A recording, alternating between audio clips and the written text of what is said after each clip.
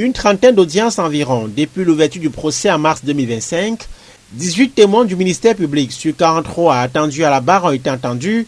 Parmi eux, des anciens hauts responsables de la Direction générale de la recherche extérieure, la DGRE. Le commissaire divisionnaire James Elon Lobet, ancien conseiller technique, a par exemple déclaré que les méthodes et le recours aux fonds propres employés dans l'assassinat de Martinez Zogo ne correspondent pas aux usages en vigueur à la DGRE. Mais pour autant, ce sont les employés de ce service qui ont été impliqués dans la mise à mort du chef de chaîne d'Amplitude FM, tient à nuancer l'avocat de la famille. C'est du matériel de l'État, c'est du personnel de l'État, c'est un service sensible de l'État qui a été utilisé.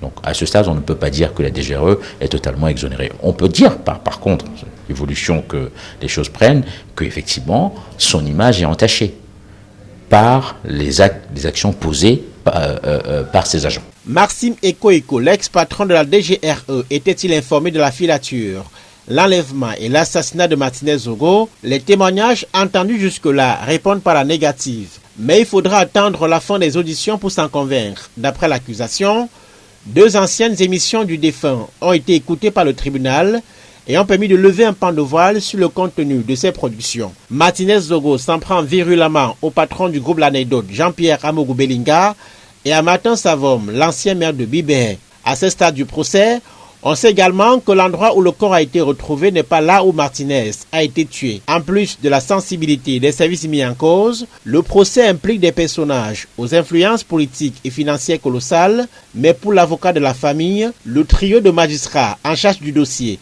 doit résister. Nous sommes habitués à ces environnements complexes, ces interventions politiques et financières, ces pressions politiques et financières, ces intimidations. C'est un cocktail malheureusement normal dans ce type de procédure.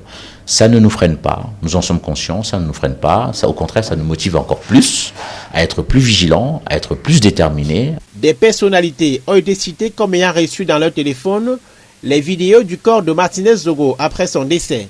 Le commissaire du gouvernement a sollicité du tribunal que les concernés soient convoqués et entendus. Les prochaines audiences sont prévues les 26 et 27 janvier prochains. Les 21 accusés, dont 17 de la DGRE, devront attendre.